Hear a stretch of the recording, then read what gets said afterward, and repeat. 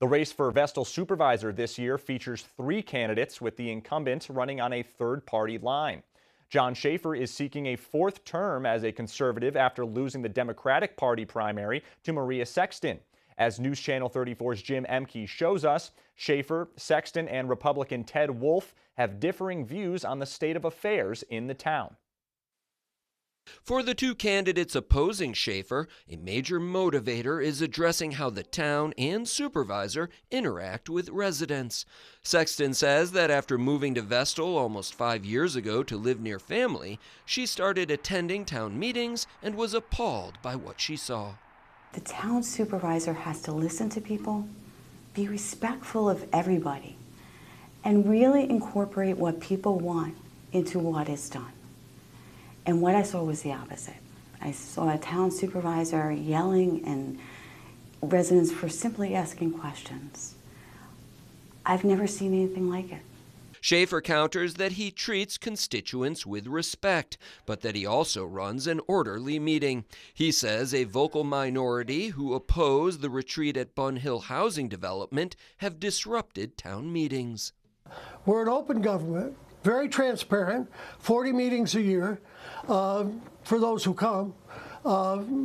Anything they want to know, all they can do is call. We set up a new website. We've expanded our parks. I mean, it's just a perfect place to live. Schaefer alleges that both of his opponents are single-issue candidates, backed by opponents of the Bun Hill project. Wolf lives down the hill from the proposed site, but says the project is not his reason for running. Rather, it's the fact that the town is ignoring the will of the people. If 100 people had sent letters in and said they didn't want it, and 10 people sent in letters saying they did want it, it would be a dead topic. It would go no further. We've been fighting this for years and years. Sexton says opening up government to the people is her primary objective.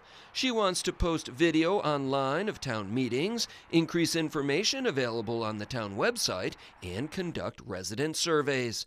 Plus, she wants to heed what she says is the U.S. Army Corps of Engineers recommendation and seek grants to raise flood barriers. Work with Endicott and Johnson City.